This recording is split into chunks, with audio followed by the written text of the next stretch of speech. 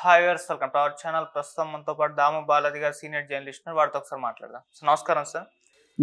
Sir, పాకిస్తాన్లో జరుగుతున్న అల్లర్ల కారణంగా మొత్తం దేశం కూడా ఇప్పుడు గందరగోళ పరిస్థితి నెలకొన్నాయి సార్. 5,000 మంది వరకు అరెస్ట్ అయ్యారంట. ఇస్లామాబాద్లో లాక్డౌన్ విధించేశారు. దేశం మొత్తం కూడా ఎమర్జెన్సీ విధించే అవకాశం ఉందని కూడా చెప్తున్నారు.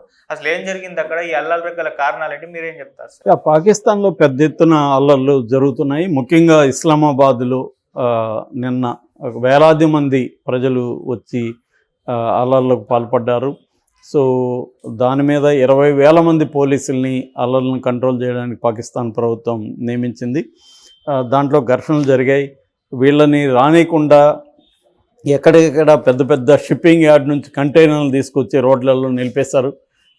అయినా కూడా ఈ ఆందోళనకారులు వాటినన్నిటిని కూడా ధ్వంసం చేసుకుని వాళ్ళు ముందుకొచ్చారు. వాళ్ళు కూడా ప్రిపేర్ అయ్యి వచ్చారు. పోలీసుల మీదకి క్యాటర్ పిల్లర్లో రాళ్ళు విసరడం, చిన్న చిన్న ఆయుధాలతో పోలీసుల మీద అటాక్ చేయడం, అలాగా 6 మంది మిలిటరీ పోలీసులు చనిపోయారని చెప్తున్నారు. దాదాపు 100 మందికి పైన గాయపడ్డారని చెప్తున్నారు. దీంట్లో 5,000 మంది పైన అరెస్టులు చేశారని చెప్తున్నారు. 2 నెలల పాటు ఎటువంటి ఆందోళన జరగకూడదని బ్యాన్ విధించింది. అట్లాగే షూట్ అట్ సైట్ ఆర్డర్స్ కూడా పాస్ చేసింది పాకిస్తాన్ గవర్నమెంట్. అట్లాగే వీళ్ళ మీద రబ్బర్ బుల్లెట్స్, టీర్ గ్యాసు ఇలాంటివంతా కూడా తీవ్రంగా ప్రయోగించారు. చాలామంది ప్రజలు కూడా గాయపడ్డారని చెప్తున్నారు. సో ఈ ప్రజలెవరు, ఈ ఆందోళన ఎందుకోసం అనేది చూసుకున్నప్పుడు వీళ్ళు ఇమ్రాన్ ఖాన్, మాజీ ప్రధానమంత్రి పాకిస్తాన్, ఆయన్ని 2022లో అరెస్ట్ చేశారు. అంతకుముందు ఆయన మీద నో కాన్ఫిడెన్స్ మోషన్ పెట్టారు, అవిశ్వాస తీర్మానం పెట్టి ఆయన్ని పదవీచ్యుతుడిని చేసినాక ఆయన అరెస్ట్ చేసి జైల్లో పెట్టారు. దాదాపు ఆయన మీద 200 కేసులు, అవినీతి కావచ్చు, దేశ విద్రోహం కావచ్చు, అల్లల్లో ప్రేరేపణ కావచ్చు, ఇలాగ రకరకాలుగా 200 పైన కేసులు ఉన్నాయి. ఆయన ఇప్పుడు జైల్లో ఉన్నారు. సో ఇప్పుడు ఆయన భార్య ఆధ్వర్యంలో ఈ అల్లర్లు జరిగాయని చెప్తున్నారు. ఎందుకంటే వాళ్ళ పార్టీ పీటీఐ, పాకిస్తాన్ తెహ్రీక్-ఇన్సాఫ్ అని పీటీఐ అంటారు, ఆ పార్టీ ఆధ్వర్యంలో ఇది జరిగాయి అన్నమాట. వీళ్ళ ప్రధానమైన డిమాండ్లు 3 ఉన్నాయి. ఒకటేమో 26th అమెండ్మెంట్, అంటే జ్యుడిషియరీకి పవర్స్ ఎక్కువగా పెంచే ఒక అమెండ్మెంటు ఇమ్రాన్ ఖాన్ ఆధ్వర్యంలో జరిగింది. దాన్ని అమలు చేయాలనేది నెంబర్ 1 డిమాండ్. నెంబర్ 2, వీళ్ళ ఫిబ్రవరిలో ఎన్నికలు జరిగాయి. ఆ ఎన్నికల్లో ఈయన్ని పార్టిసిపేట్ చేయకుండా బ్యాన్ చేశారు. అయితే వాళ్ళ పార్టీనే, నిజానికి వాళ్ళ పార్టీకే ఎక్కువ ఓట్లు వచ్చాయి, కానీ వీళ్ళు రిగ్ చేసి ఆ ఓట్లన్నింటినీ స్టోలన్ మ్యాండేట్ అంటారు. అంటే వాళ్ళ ఫలితాలను వీళ్ళకు వచ్చినట్టుగా డిక్లేర్ చేసుకున్నారు. కాబట్టి రియల్ ఫలితాలను ప్రకటించాలి, ఆ స్టోలన్ మ్యాండేట్ని ఇచ్చేయాలి, గవర్నమెంట్ రిజైన్ చేయాలనేది 2వ డిమాండు. 3వ డిమాండు, దాదాపు 6-7 వేల మంది పొలిటికల్ ప్రిజనర్స్ పాకిస్తాన్ జైళ్ళల్లో ఉన్నారు. ముఖ్యంగా ఇమ్రాన్ ఖాన్ పార్టీ వాళ్ళందరినీ విడుదల చేయాలి, ఇంక్లూడింగ్ ఇమ్రాన్ ఖాన్తో సహా అందరినీ విడుదల చేయాలనేది 3వ డిమాండ్. ఈ 3 డిమాండ్లతో వేలాది మంది ప్రజలు ఇస్లామాబాద్లో డీ చౌక్ అంటారు. డీ చౌక్ అంటే ఇక్కడే పార్లమెంట్ ఉంటుంది, ఇక్కడే కోర్టు ఉంటుంది, ఇక్కడే కార్యాలయాలు, ప్రధానమంత్రుల, మిగతా మంత్రుల కార్యాలయాలు అన్నీ కూడా ఇక్కడే ఉంటాయి. అందుకని ఇక్కడికి రావద్దని చెప్పారు. పైగా బెలరూసియన్ ప్రెసిడెంటు అలెగ్జాండర్ లుకషెంకో విజిట్ చేస్తున్నాడు. కరెక్ట్గా ఆ టైంలోనే వీళ్ళు అల్లర్లు చేయడంతో ఇది ప్రపంచవ్యాప్తంగా వైరల్ అయిపోయింది న్యూస్. అంటే ఇది ఒక ప్లాన్డ్గానే ఇమ్రాన్ ఖాన్ జైలు నుంచి పిలిపిస్తే వాళ్ళ భార్య ఆధ్వర్యంలో ఇచ్చేశారు. అంటే ఇమ్రాన్ ఖాన్ ప్లాన్ ఏంటంటే, ఎవరైనా ఫారిన్ నేషనల్స్ వివిఐపీలు వచ్చినప్పుడే ఇట్లాంటి ఆందోళన గతంలో కూడా ఇమ్రాన్ ఖాన్ ప్లాన్ చేసేవాడు. ఎందుకంటే ఇంటర్నేషనల్గా ఇది ఫోకస్ అవుతుంది, ఇంటర్నేషనల్ ప్రెజర్ పాకిస్తాన్ ప్రభుత్వం మీద వస్తే తనని రిలీజ్ చేస్తారనేది అతని ఉద్దేశం. సో ఈ అల్లర్ల వెనక ఒక నేపథ్యం అయితే కనిపిస్తుంది. అదేంటంటే పాకిస్తాన్ ఆర్థిక సంక్షోభం. మనకి 1 year బ్యాక్ పాకిస్తాన్ కుప్పకూలిపోయిందని వార్తలు మనం అందరూ చదువుంటాము. శ్రీలంక, దాని తర్వాత పాకిస్తాన్. అది వాస్తవం కూడా. ఇప్పుడు ఒక సింపుల్ ఎగ్జాంపుల్ చెప్పాలంటే, పాకిస్తాన్ ఇప్పటి వరకు 24 సార్లు ఆర్థిక సంక్షోభాన్ని ఎదుర్కొనింది. 24 సార్లు ఆర్థిక సంక్షోభం అంటే 24 సార్లు అది IMF దగ్గర అప్పు తీసుకోవడం మొదలుపెట్టింది. ఫర్ ఎగ్జాంపుల్ లేటెస్ట్గా చెప్పాలంటే 2019లో $6 బిలియన్ డాలర్లని IMF వీళ్ళకి పాకిస్తాన్కి బెయిల్అవుట్ అంటారు, బెయిల్అవుట్ ఇచ్చింది. అట్లాగే ఇప్పుడు రీసెంట్గా $7 బిలియన్ల పాకిస్తాన్కి బెయిల్అవుట్ ఇచ్చింది.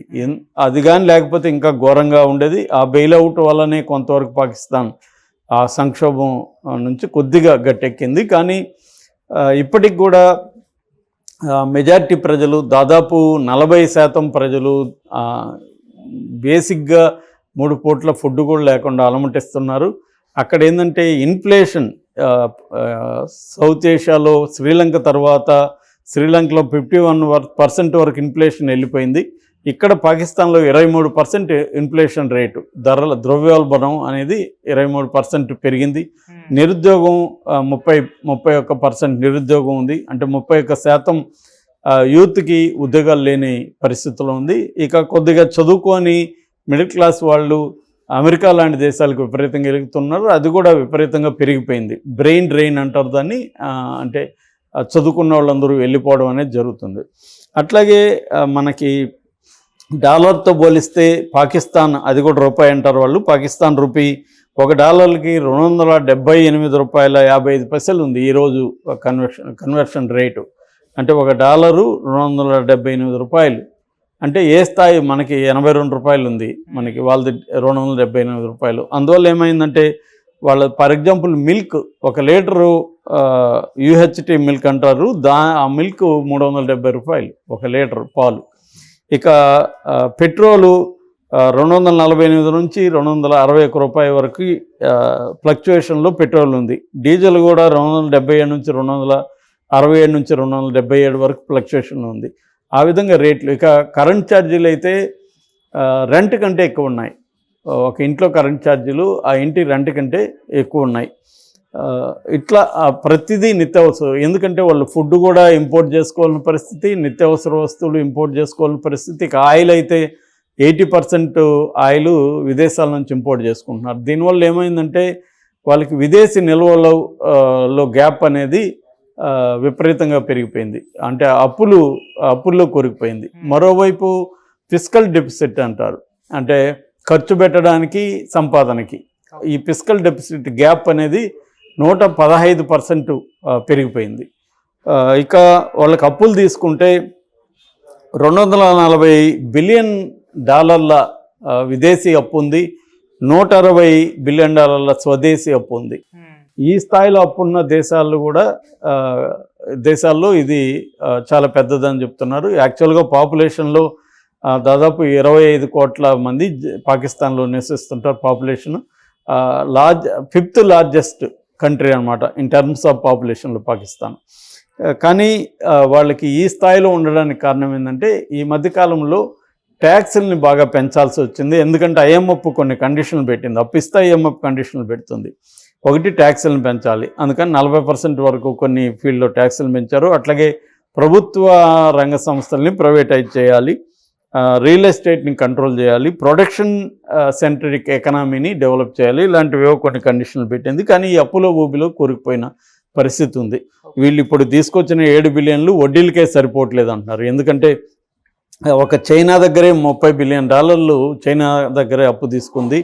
ఇక సౌదీ అరేబియా కావచ్చు, మిగతా దేశాల నుంచి కూడా చాలా పెద్ద స్థాయిలో అప్పులు ఉన్నాయి. బహ్రెయిన్ కావచ్చు, UAE కావచ్చు, ఈ దేశాల నుంచి. రెండవది ఏంటంటే చైనా పాకిస్తాన్ ఎకనామిక్ కారిడార్ ఉంది. ఆ పేరుతో చైనా వాళ్ళు పాకిస్తాన్లో రోడ్లు, పవర్ ప్లాంట్స్ నిర్మించడానికి వాళ్ళు రంగంలోకి దిగారు. దాని మీద కూడా వ్యతిరేకత వచ్చి చాలా చోట్ల పాకిస్తానీలు చైనా అధికారులు ఈ మధ్య కూడా 5 మందిని చంపేశారు. దానివల్ల చైనా కూడా కోపంగా ఉంది పాకిస్తాన్ మీద. మరోవైపు వరదలు వచ్చాయి. లాస్ట్ ఇయర్కి ముందు వరదలు వచ్చి దాదాపు 80 లక్షల మంది పాకిస్తానీ ప్రజలు నిరాశ్రయులు అయిపోయారు, ఇళ్ళు కోల్పోయారు, వాళ్ళ సర్వస్వం కోల్పోయి కట్టుబట్టలతో మిగిలారు. వాళ్ళని చేయడం అది ఒక పెద్ద దెబ్బ పాకిస్తాన్ ఎకనామీకి. ఇంకోటి ఏంటంటే దేశంలో ఇంటర్నల్ సివిల్ అన్రెస్ట్ ఎక్కువ ఉంది. ముఖ్యంగా బలూచిస్తాను ప్రావిన్స్లో ఎక్కువ ఉంది. పంజాబ్ ప్రావిన్స్కి వ్యతిరేకంగా మిగతా వాళ్ళు పష్తూన్స్ ఇలాంటి జాతులు తిరుగుబాటు అనేది జరుగుతుంది. సో ఈ విధంగా టెర్రరిజం ఒక పక్క ఆఫ్ఘనిస్తాన్ నుంచి కూడా వీళ్ళకి టెర్రరిస్ట్ అటాక్స్ ఎక్కువగా జరుగుతున్నాయి. ఆఫ్ఘన్ ప్రభుత్వాలు, అక్కడున్న పార్టీలు పాకిస్తాన్లో భూభాగాలను ఆక్యుపై చేసుకోవడం కోసం వాళ్ళు జరుగుతుంది. మరోపక్క ఇండియాతో టెన్షన్స్ ఎలాగ ఉన్నాయి. ఇలాగా వీళ్ళు ఏం చేస్తున్నారంటే బడ్జెట్ పరంగా తీసుకున్నప్పుడు కూడా బడ్జెట్ అనేది ప్రధానంగా 17% బడ్జెట్, జీడిపిలో 17%ని డిఫెన్స్కే పెట్టేస్తున్నారు. ఎడ్యుకేషన్ ఫర్ ఎగ్జాంపుల్ 2% కూడా ఎడ్యుకేషన్కి పెట్టట్లేదు. ఇలాగా అన్ని రంగాల్లో కూడా పాకిస్తాన్ అనేది కొలాప్స్ అయిపోయిన పరిస్థితి కనబడుతుంది. దీనికి ప్రధాన కారణం ఏం చెప్తారంటే డెమోక్రసీ లేకపోవడం. 1947లో మనతో పాటే వాళ్ళకి కూడా స్వాతంత్రం వచ్చింది, 2 కంట్రీలు ఏర్పడినాయి. అయితే వాళ్ళకి ఫస్ట్ ఎన్నికలు జరిగింది 1969లో జనరల్ ఎలక్షన్స్ జరిగాయి. అంటే డెమోక్రసీ అనేది అప్పటి నుంచి ఇప్పటి వరకు కూడా లేదు. అక్కడ ప్రధానంగా ఏ ప్రధానమంత్రి ఉన్నా వెనకాల మిలిటరీనే ఉంటుంది. మిలిటరీ కూడా డైరెక్ట్గా 3 సార్లు ఆయుబ్ ఖాన్ దగ్గర నుంచి తర్వాత ముషారఫ్ వరకు మిలిటరీ కూడా ప్రత్యక్షాలను చేసింది. ఏ ప్రధానమంత్రి కూడా పూర్తి కాలం ఇప్పటి వరకు పాకిస్తాన్ని పరిపాలించలేదు. సో ఒక రకమైన డెమోక్రసీ లేకపోవడం ప్రధాన కారణం. తర్వాత మిలిటరీ వాళ్ళే ప్రధాన వనరుల్లో, వ్యాపారాలు అన్నిట్లో మిలిటరీ అధికారులే ఉండడం, వాళ్ళు సంపాదించిందంతా విదేశాల్లో రియల్ ఎస్టేట్లు పెట్టడం, లేకపోతే ఇక్కడ రియల్ ఎస్టేట్లు పెట్టడం, ఇది జరుగుతుంది తప్ప కంపెనీలు పెట్టడం, ప్రొడక్షన్ చుట్టూ ఉండే ఎకనామీ అనేది లేదు. పొలిటిసైజ్డ్ ఎకనామీ అనేది ప్రధానమైన కారణం అని చెప్తారు. అందువల్ల ఉత్పత్తి అనేది జరగట్లేదు. అయితే ఇటీవల వాళ్ళకు ఒక ఊరట ఏంటంటే పాకిస్తాన్ వాటర్స్ అంటారు, అంటే సముద్రం, పాకిస్తాన్ వాళ్ళకి హక్కున్న ఆ సముద్రంలో విపరీతంగా ఆయిల్ నిల్వలు ఉన్నట్టు బయటపడింది. అంటే 4th largest oil resources Pakistan waters, sovereign waters అంటారు, ఆ వాటర్స్లో ఉన్నట్టుగా బయటపడింది. ఇది వాళ్ళకి ఊరట. అంటే ఇప్పుడు కానీ వాళ్ళు కరెక్ట్గా జాగ్రత్తగా ప్లాన్ చేస్తే, ఎందుకంటే బిలియన్స్ ఆఫ్ మనీ దీంట్లో ఇన్వెస్ట్